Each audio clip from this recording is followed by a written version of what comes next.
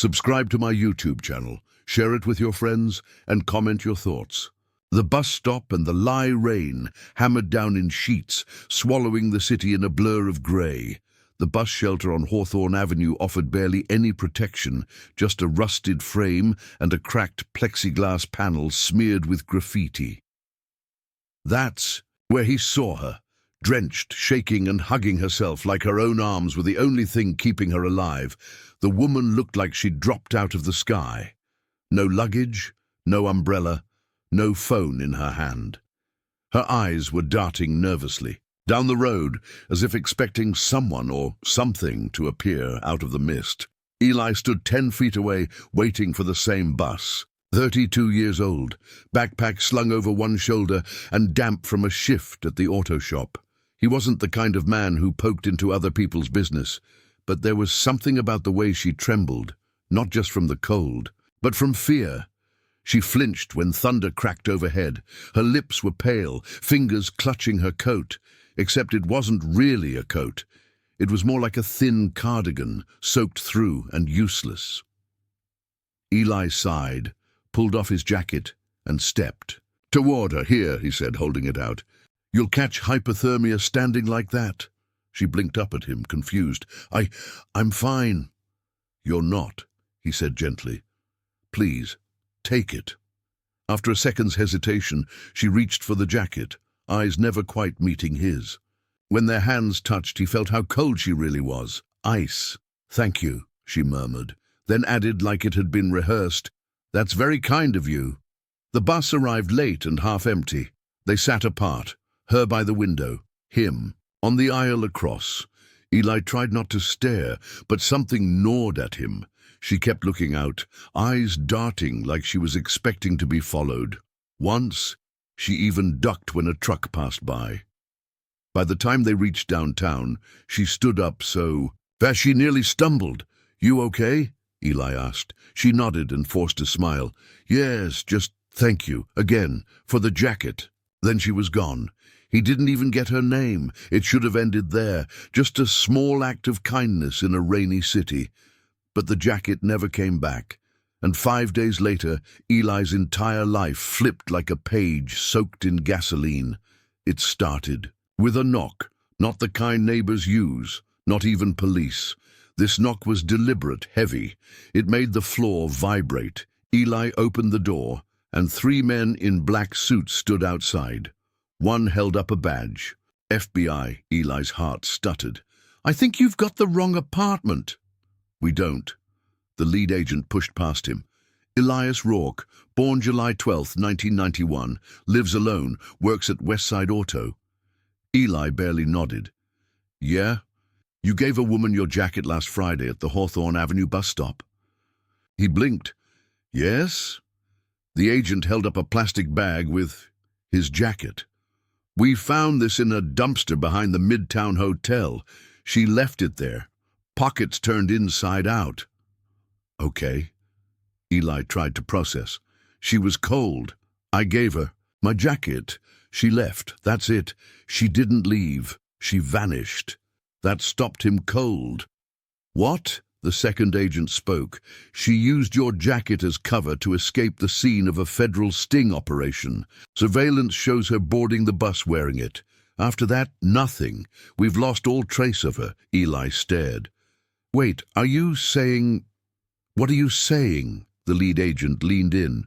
"That woman you helped, she's not who you think she is. She's not a victim. She's a suspect, possibly armed, and very dangerous." By the time they left, Eli felt like he'd stepped into a movie, except the fear in his stomach was real. He called in sick the next day, then the next. He couldn't sleep. He kept thinking about her eyes. Haunted, yes, but not evil.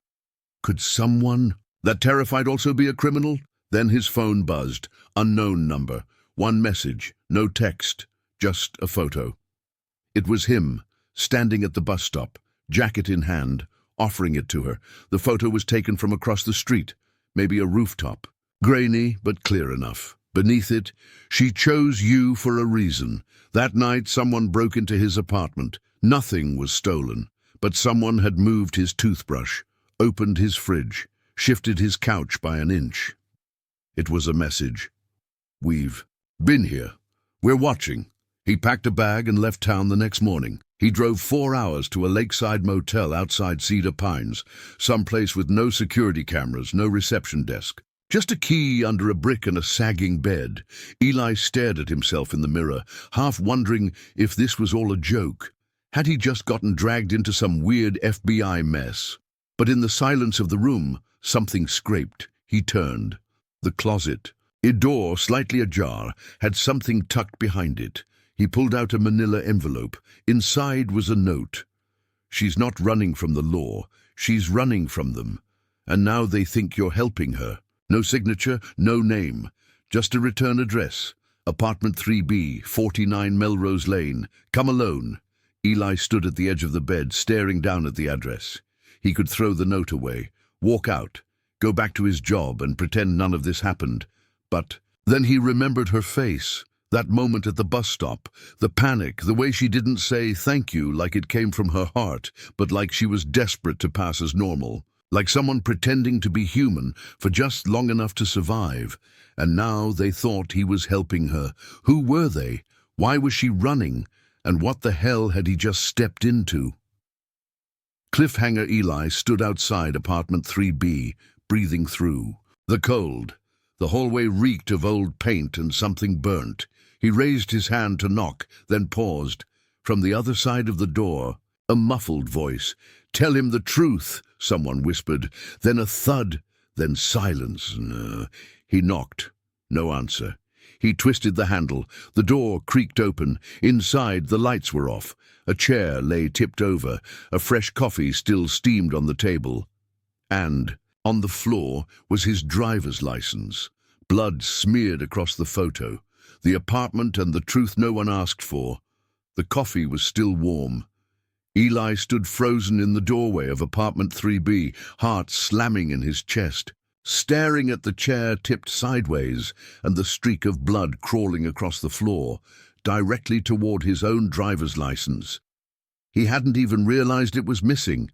What the hell was going on? He stepped inside, careful not to touch anything. The floor creaked underfoot, each sound amplified in the eerie silence. His instinct screamed at him to run, but something deeper, something heavier, made him stay. That note, the blood, the whisper behind the door, it was all connected, and somewhere, somehow, it had started the moment he gave that jacket away. The apartment was tiny.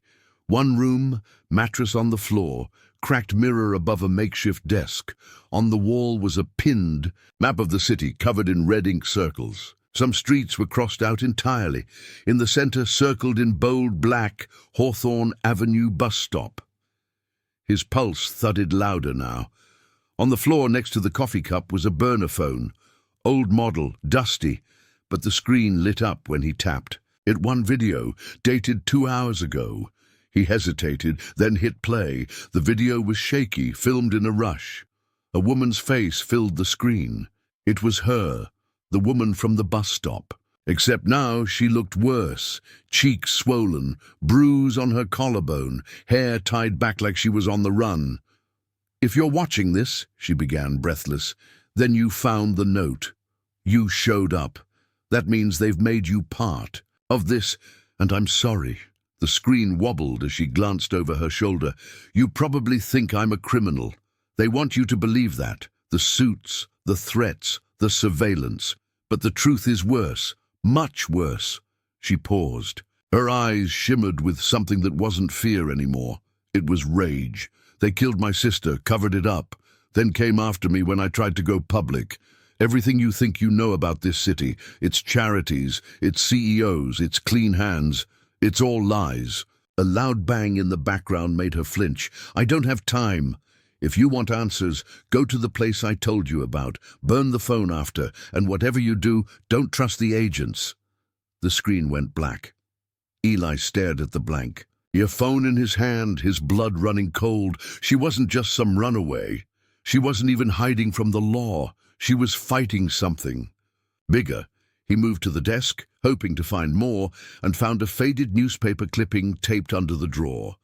Local CEO's daughter dies in apparent suicide. Name, Marissa Dawn. Father, Charles Dawn, founder of Orion Biotech. Date, 11 months. Ego Marissa. That name. Eli's eyes darted to the blood-stained license again. This wasn't random. Whoever had lived here, whoever left that note, had been watching him long before the bus stop. But why? An hour later, Eli was back on the road, headed toward the only place mentioned in the video, Ridgepoint, a remote wooded area north of the city. The drive was long, and with every mile he felt his life peeling away. His job, his old apartment, even his own name no longer felt like his. When he reached Ridgepoint, the sun was already low. The trees stood like black statues. The address she left wasn't a building. It was a cabin nearly invisible from the road, overgrown with weeds and vines. There were no lights, no signs of life, just one word painted on the door in red: truth. Eli stepped inside slowly, half expecting another trap, but there was no one. Just boxes, papers, dozens of printed files stacked on crates, a corkboard, with photographs and lines of red thread, symbols he didn't recognize, and in the center a white envelope with his name on it. Eli Rourke. His breath caught. Hands trembling, he tore it open. Inside was another note, handwritten in rushed, sharp letters. You were chosen not by accident, but because you've already lost everything once. You just don't remember yet. They erased it, like they erased her. Orion Biotech isn't curing diseases. They're testing them on people who won't be missed. Homeless, addicts, illegals. Your brother was one of them. You want answers? Then read. Everything you need is here, but once you know, there's no going back. Eli stumbled back a step. Your brother was one of them. That was impossible. His brother Aaron had died in a car crash 12 years ago. That's what everyone said. That's what he remembered, or thought he remembered, but his stomach twisted violently. Had he ever seen the body? Had there been a funeral? The details were foggy. For hours, Eli sat in the cabin reading the files. Test subject lists, black budget documents, clinical trials disguised as charity work, photographs of sick, dying people in warehouses labeled as rehab centers. His hands trembled as he found the folder marked AR, Aaron Rourke. Inside was a file dated 6 years after Aaron had supposedly died. Subject ID, A97 condition, neurological deterioration with signs of induced trauma. Notes, high tolerance, escaped once, recovered, sedated. Last entry, deceased, cardiac arrest, no autopsy. Body incinerated, tears burned behind Eli's eyes. They hadn't just killed his brother, they used him. Night had fallen by the time Eli emerged from the cabin, the air cold and sharp in his lungs. The stars overhead looked different now. More distant, more false. As he approached his car, he saw the figure leaning against the hood, her same jacket, same hollow eyes, but now she was holding a gun. He froze. You set me up. She didn't move. No, I saved your life by dragging me into a manhunt. By painting a target on my back? If I hadn't, you'd still be asleep, living in a lie. They were going to erase you anyway. I just made sure you got a choice. Eli's voice cracked. Is it true? About Aaron? Her face softened. She nodded. Yes, and worse than you think. She lowered the gun. They'll be here soon, she said. You shouldn't have come, but now that you have, you need to choose. Choose what? To run or to fight? Cliffhanger. A shadow moved at the edge of the trees, then another, red. Lasers dotted across the cabin's door. She stepped forward, handing Eli the gun. You wanted the truth? She whispered. Now help me bury the people who built the lie. And behind them a voice shouted from the dark, drop the weapon. This is your last warning. The lies we bleed. For the voice thundered again through the trees. Drop the weapon. Hands where we can see them. Eli's pulse pounded like war drums. He gripped the cold metal of the gun in his hand, suddenly hyper-aware of how unnatural it felt, how absurd it was that 36 hours ago he'd been worrying about unpaid rent and stale coffee. Now he stood between a woman he barely knew and a line of armed shadows ready to erase them both. She didn't flinch. She stepped forward instead, arms raised, weapon in plain sight, bold, defiant, like someone who'd already died once. "Don't do this," Eli hissed. "They'll kill you." "They will if I run," she whispered, without looking back. "But if I stand still, they'll wonder why. One wrong move, one wrong breath." Eli held still. Then the trees exploded with flashlights. 4 men in tactical black rushed forward. Silencers raised, precise, efficient, not cops, not military, private, unmarked, like ghosts. One of them barked into a radio.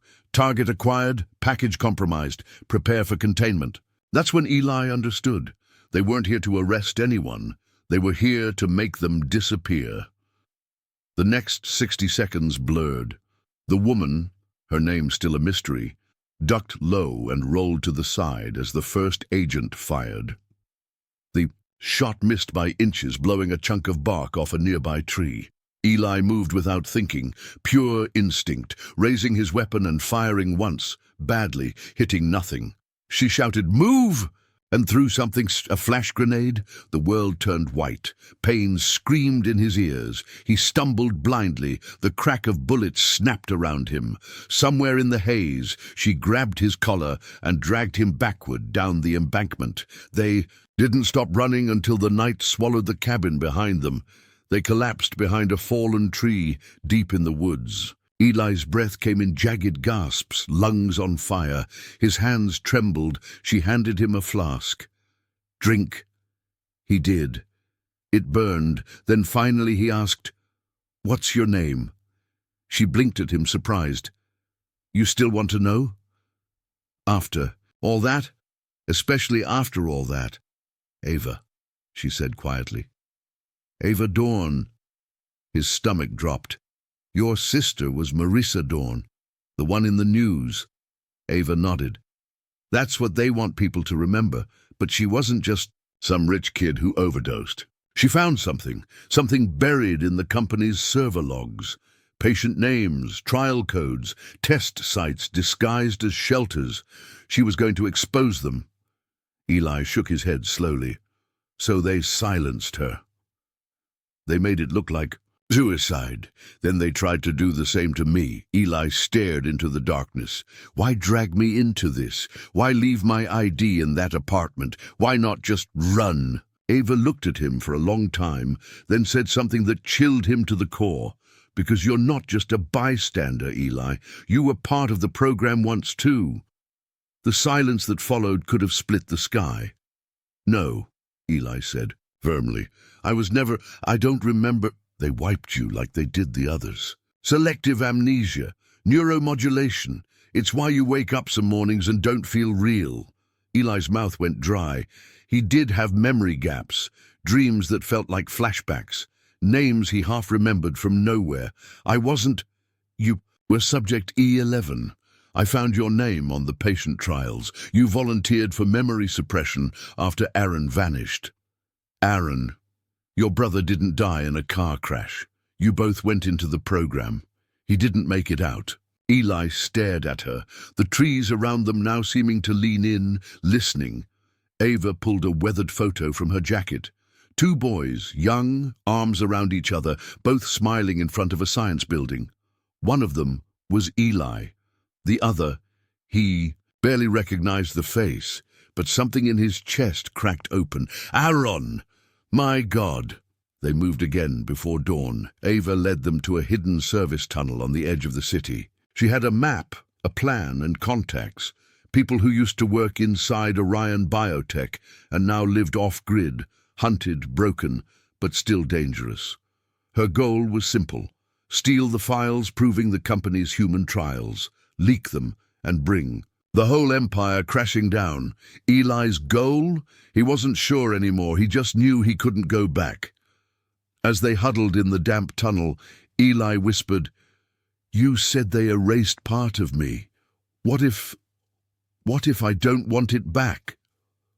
Ava looked at him, almost sad. That's not your choice anymore. It's already coming back. Later that night, as they camped in an old maintenance room, Eli couldn't sleep. Something itched inside his mind, a shadow memory crawling just under the surface. He closed his eyes and saw a room, white walls, fluorescent lights, a chair, a man in a lab coat whispering, "Subject E11 has shown exceptional resilience. Begin phase 2. Eli gasped awake. Sweat soaked his clothes, his heart hammered. He had been there, he had chosen it, and now he needed to know why. The next day, they reached the contact, an ex-employee named Marta who worked security at Orion for 7 years before vanishing. She now lived under a fake name, constantly moving. Marta didn't open the door until Ava used a code phrase. Nightingale survived the fire. Inside, the place was covered in blackout curtains and static. Machines, jammers, blockers, devices to avoid detection. She wore gloves, even indoors. "You brought him," she said, eyeing Eli warily. "He was part of the program," Ava said. Marta tilted her head. "You remember anything?" "Fragments," Eli said, "but I need answers. You'll get them, but you better prepare yourself. Some truths don't heal, they scar." She pulled out a tablet, powered it up, and showed them something that made Eli's stomach turn. A live feed. Inside a high-security facility, patients sat strapped to chairs. Tubes ran from their arms. Some screamed. Some stared blankly. A nurse injected one of them with a glowing yellow liquid. Marta whispered, "They call it Project Lazarus. They're trying to erase trauma in real time. Make perfect soldiers, obedient minds, sell the tech to foreign buyers under the name therapeutic rehabilitation. But the trials destroy identity, memory, soul." Eli couldn't look away. One of the patients on screen raised his head slowly. It was him, or someone who looked like him. What is this?" Eli stammered. "That's a clone," Marta said coldly. "They're building backups, just in case one version escapes." Eli nearly collapsed. They hadn't just erased him, they'd replaced him. Cliffhanger Ava stood frozen beside him. Then Marta said, "There's one more thing you need to see." She opened a locked drawer and handed Ava a sealed folder. The label read, "Project Nest, Final Phase. Assimilation." Inside was a photo of Eli and Ava sitting together on a bench. But Eli had no memory of it. None. Marta looked at them and said the words that changed everything. "You two were already working together before the memory wipe." Eli stepped back. "No," he whispered. "That can't be." But Ava's face had gone pale, because deep down even she wasn't sure anymore. "A memory you can't unsee." Eli couldn't move. The photograph trembled in his hand. He and Ava sat together on a park bench, laughing, heads close, eyes soft, like old lovers or long-time allies. But the moment was alien to him. No memory, no echo, nothing. "What the hell is this?" he finally whispered. Marta's voice was flat. "It's from 2 months ago. A security leak. You weren't just helping Ava. You were the one who came to me first. You said they were on to you, that your memory was about to be wiped. You left the photo in a dead drop for insurance." Ava shook her head, eyes glazed over. "That's impossible. I don't remember this at all." "Exactly," Marta said. "They wiped you both." Eli sat down hard. "Why? Why erase us if we were working together? If we were trying to stop them?" Marta opened another file. Her hands were steady, but her eyes betrayed something else, regret or fear or both, because you were getting too close to the endgame. You found something in the nest logs, something that made the higher-ups panic. "What did we find?" Ava asked. Marta hesitated, then a list, names, hundreds of them, people from the program who didn't vanish. They were redirected, reassigned, embedded. Eli's mouth turned dry. Embedded where? A slow breath. Everywhere. Government offices, tech startups, pharmaceutical labs, even universities. They're building influence from the inside out. Nest isn't just about memory suppression, it's about behavioral control, soft programming. You were about to leak it, Ava whispered. So they wiped us clean and sent us back into the world like broken toys. No, Marta said. They didn't just wipe you, they reset you to keep watching, to see who'd recover their memories first. Ava's voice dropped. So we're still inside the experiment.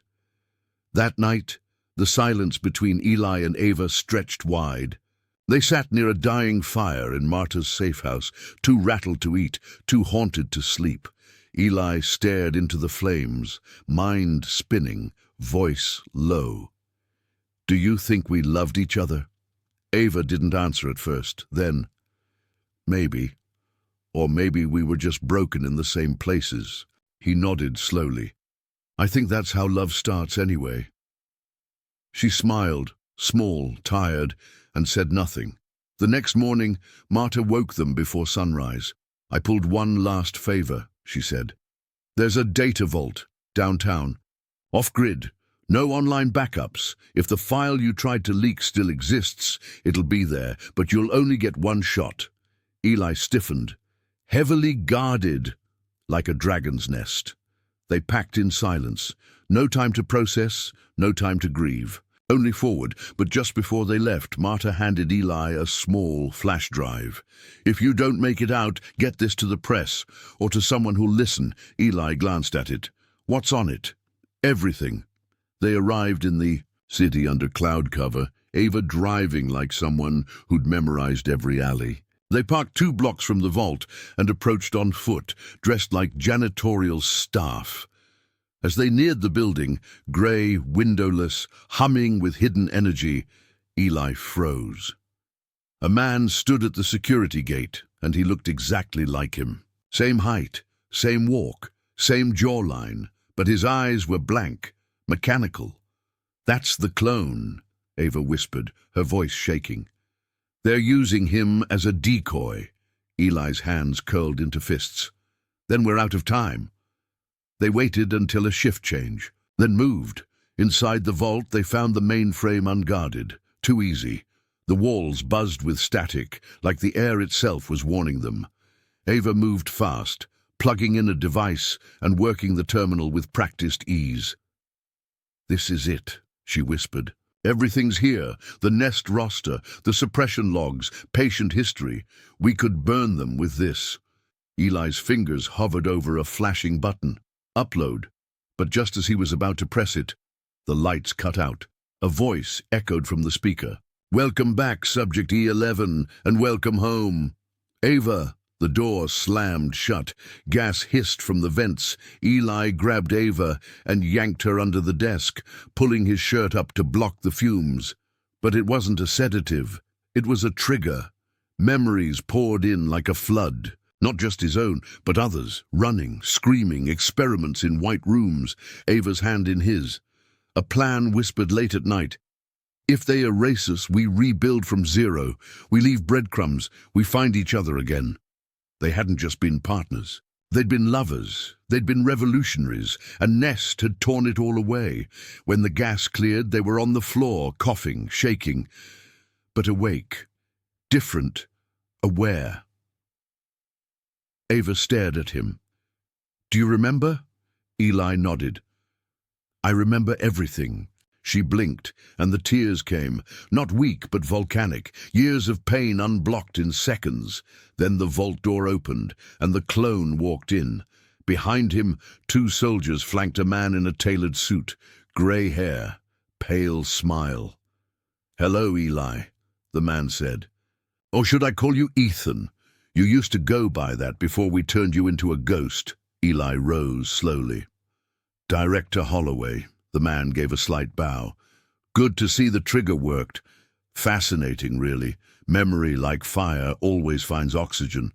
Eli growled, You killed Aaron. You erased me. You think you get to watch me wake up like it's some science fair? Oh, Ethan, You still don't see it." Then Holloway said something that shattered the floor beneath them. Aaron volunteered. "He gave you up to save himself." Ava stepped between them. "He's lying." Holloway grinned. "Am I?" He flicked a switch. A hologram appeared on the wall. Surveillance footage. Aaron, young, desperate, bargaining. "I'll give you Ethan. Just let me go. I can't take it anymore. Please." Eli staggered back like he'd been punched. Ava grabbed his arm. "You don't know what they did to him, what he was forced into." Holloway said, "The deal was simple. One brother lives, one forgets. He chose life. Then he drew a gun and aimed it at Ava. I'm done with loose ends," but he never pulled the trigger. The clone stepped forward and raised his hand. "Director," it said flatly, "I am not authorized to harm the originals." Holloway frowned. "Override. Protocol 947. The clone blinked, then turned and shot the guards. Holloway screamed. Eli lunged and tackled him. The gun clattered. Ava kicked it across the floor. "Run!" the clone said. "You have 60 seconds before the system resets." Ava grabbed the flash drive. "What about you?" "I was never meant to last. But you were." They fled into the stairwell as alarms blared and the building shook. Behind them, the clone, the reflection of Eli's erased self, turned and walked back into the fire. In his final moment, he smiled. Cliffhanger outside, sirens wailed, drones circled, every escape route was closing. Ava pulled Eli into a maintenance tunnel, breath ragged. "We have the files, but they'll burn the city to stop us now." Eli nodded, his eyes darker, steadier than ever before. "Then let them try." Because he wasn't running anymore, he was remembered, and he was ready to burn it all down. The leak that started a war. The city skyline shimmered in the rain as Ava and Eli burst out of the underground tunnel, lungs burning. Flash drive clenched in Ava's fist, like it held the key to the universe. The vault was behind them. The clone was dead. Director Holloway had vanished during the chaos, but Nest wouldn't stay quiet for long. "We need to vanish," Ava said, breathless. "Now!" Eli didn't answer. His eyes were locked on a glowing neon sign across the street. Haven Net Cafe, free Wi-Fi. "We're not running," he said. "We're uploading this. Now!" "Eli, they'll trace the signal in seconds. I'm counting on it." They ducked into the cafe like fugitives. The young barista didn't even glance up. The hum of machines, the low chatter of oblivious customers, the normalcy. It was jarring. Eli plugged the flash drive into a public terminal. "Are you sure?" Ava asked quietly. "Once we do this, there's no going back." Eli looked at her. "We already crossed that line." Click, upload, initiated, target, encrypted blast to journalists, whistleblower boards, Nest's own investors. The files were brutal. Names, faces, psychological profiles, memory manipulation trials, suppression drug formulas, surveillance logs, evidence of deaths, forced identity changes, bribed officials, everything. And at the center of it, Ethan and Ava, codename E11 and A03. The file sent. They barely made it out of the cafe before a black SUV slammed to a stop across the street. Too late. The truth was already out. It took 5 hours for the first reporter to break the story. It took 6 for the protests to begin. It took 10 for the CEO of Nest Technologies to resign live on camera. By morning, headlines across the world read, "Mind Control Conspiracy Exposed. Nest's Secret Memory Trials Leak." Hundreds of test subjects identified. Where are they now? Whistleblowers. Surface. Were our lives rewritten without consent? Some people panicked. Others broke down. Woman in Kentucky remembered a daughter she thought had died at birth. A professor in Canada found journals written in a handwriting she didn't recognize, but they were hers. The world was unraveling, and Nest was hunting the source. Eli. And Ava hid in the ruins of a burned-down church 3 hours outside the city. The place smelled of old wood and ashes. The world outside was louder now. Protests, sirens, helicopters. They were ghosting from safe house to safe house, until one night, someone found them. It wasn't a hit squad. It was Aaron. Eli stared at him like he'd seen a ghost. Aaron looked older, thinner, more brittle. His eyes were hollow, dark-ringed with regret. "Aaron?" Eli asked. He didn't answer. He fell to his knees. "I didn't want to believe what I saw," Eli said. "You gave me up." Aaron broke. "I thought you were dead," he shouted. "They told me you'd flatlined after the experiment. I didn't choose you. I chose to survive. They gave me a deal, said I could start over if I signed a non-compete and stayed out of city limits." Ava said softly, "You lied to him. To both of us." Aaron stared at her. "You don't remember it all yet, do you?" Eli froze. "What do you mean?" Aaron reached into his coat and pulled out a small metallic device, a data chip. "This was inside your jacket, Eli, sewn into the lining. You left it for me, just in case you didn't make it back." He handed it over. Eli stared at it. Ava was already connecting it to a reader. The file name flashed on screen. Contingency code, Redbird Protocol. They opened it. A grainy video played. It showed Ava, months earlier. She looked exhausted, furious, and deeply in love. "I don't know if I'll survive this. They're planning a full wipe. Nest is about to erase every trace of us and maybe turn us into weapons. Ethan's memories are collapsing. Mine are fragmented, but we can't let this happen to anyone else." She leaned forward, speaking directly to future versions of themselves. "If you're watching this, it means we failed, but also that we planned for it. There's a second Nest hub, not just research, manufacturing, behavior scripts, implants, full behavioral overrides." The screen went black, then coordinates appeared, deep in the mountains, remote, off-grid. Eli's mouth was dry. "That's the real Nest." Ava's hand tightened around his. "Then we end this." They set off that night. Aaron insisted on coming. "You don't owe me," he said, "but I owe you, and I want to make it right." Eli hesitated. The pain was still raw, but he nodded. "You walk behind me," he said. "If I even think you're lying again." "I won't," Aaron said. The journey into the mountains took 2 days. Snow covered the trail. GPS was jammed, but the closer they got, the more Eli's memory flared. Flickers of locked doors, sterile hallways, screams behind glass. He had been here before. So had Ava. When they finally reached the base, a concrete bunker carved into a cliffside, Ava gasped. "It's real." 2 guards stood outside, fully armed, no logos, no mercy in their eyes. Aaron whispered, "There's a service tunnel, east side. Used it once when..." Eli raised a hand. "Say less." They circled around in the dead of night, climbed silently, and found the grate exactly where Aaron said it would be. Inside, it was worse than they imagined. Rows of bodies in capsules, heart monitors, electrodes drilled into skulls. Ava trembled. "They're not sleeping. They're programming them." Eli saw himself in everyone, but then in a sealed chamber at the back, they found something else, a figure strapped to a chair, muffled, barely alive. Director Holloway, eyes swollen, shirt bloodied, beaten, and standing beside him was Marta. Ava's voice broke. "You?" Marta looked up, tired and wild-eyed. "I had to do it. He tried to erase me too, after everything we uncovered." Eli pulled his gun. "So you brought him here?" "I didn't just bring him," she said. "I took his seat."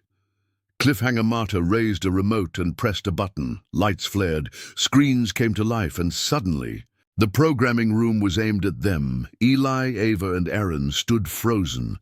Marta's voice was quiet, almost apologetic. "I loved you both. I still do. But love isn't enough anymore." The door slammed shut behind them, and the countdown began. 8 seconds to sequence lock. Eli's hands shook because for the second time in his life, his mind was about to be stolen, everything they tried to erase. Countdown, 58 seconds. The room pulsed red. Cold lights flickered over Ava's pale face as she stared at the timer, then at Marta, the woman who had once saved her, the woman now aiming to erase them. "Marta," Ava whispered. "Don't do this." Marta didn't blink. "You were never supposed to come this far." Eli stepped forward. "If you wanted us gone, you could have let Nest do it. Why now?" Marta hesitated. For the first time there was pain in her voice. "Because I tried to stop them for years. I leaked data. I sabotaged trials, but Nest is like a virus. It mutates. When they found out, they came after me too. I killed Holloway to survive. I needed a final firewall. This place, is it?" "Seconds." Aaron pounded the locked exit. "There's no way out." "Wrong," Marta said. "There's one." She held up a second remote, and her thumb hovered over the red button. "You can override the sequence, but the cost is total system collapse. It'll shut everything down. Erase all the data, the formulas, the implants, the test subjects. The real Nest dies here." Ava's voice cracked. "Then do it." Marta looked at her like a mother saying goodbye to a daughter. "No, only one of you can make the choice. Nest is in your blood, Ava. You're not just a survivor. You're a living firewall. The code recognizes your DNA. It obeys you." Eli turned to her slowly. "You're the final key." Ava's hand trembled. "What happens if I press it?" "The facility goes dark forever. But so does your past. You'll never recover what was taken. Not fully." 30 such seconds. Aaron pleaded. "Ava, if this place stays, they'll rebuild, no matter how many files we leak." Ava looked at Eli. He gave her a faint nod. "No one else should go through what we did," he said. But seconds. Her fingers hovered over the override. She closed her eyes and pressed. Override accepted. Full system shutdown initiated. The countdown vanished. Alarms blared, sirens screamed, lights exploded, screens cracked. All around them, cryopods hissed and powered down. Files auto-deleted, servers melted. Nest was dying. The ceiling rumbled. Marta grabbed Ava's wrist. "You were more than I ever expected," she said. "Remember that." Then she ran into the flames, into the chaos. Gone. They barely made it out. The bunker collapsed behind them with a thunder that shook the mountain. And just like that, it was over. Nest was ashes. The war was won. But the damage remained.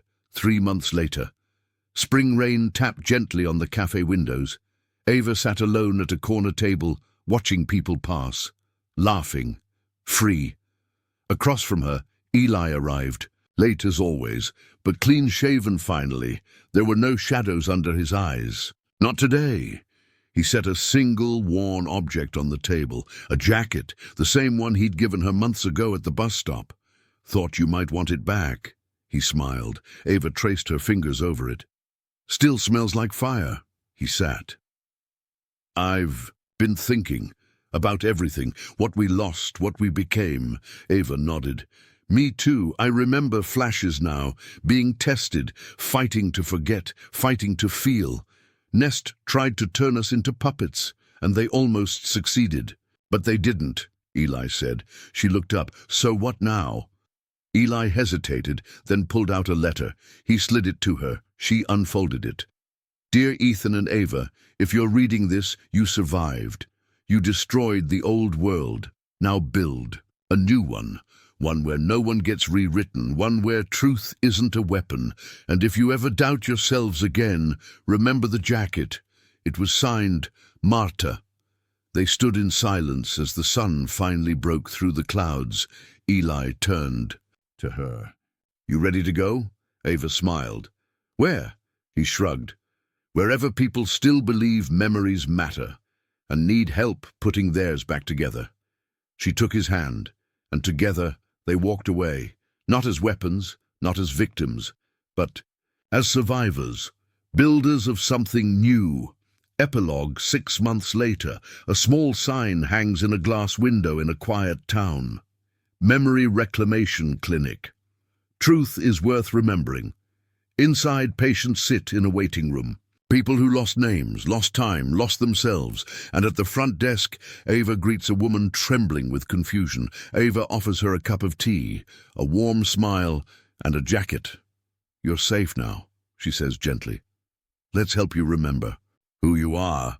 Behind her, Eli watches from a distance, quiet, steady, whole. They may never recover every missing piece, but they're helping others do what Ness tried to destroy: heal, remember, reclaim. Final line and moral. Sometimes the smallest kindness, a jacket, a moment, a stranger, can unravel the deepest secrets. And when the truth finally surfaces, it doesn't just set you free, it makes you whole. The end.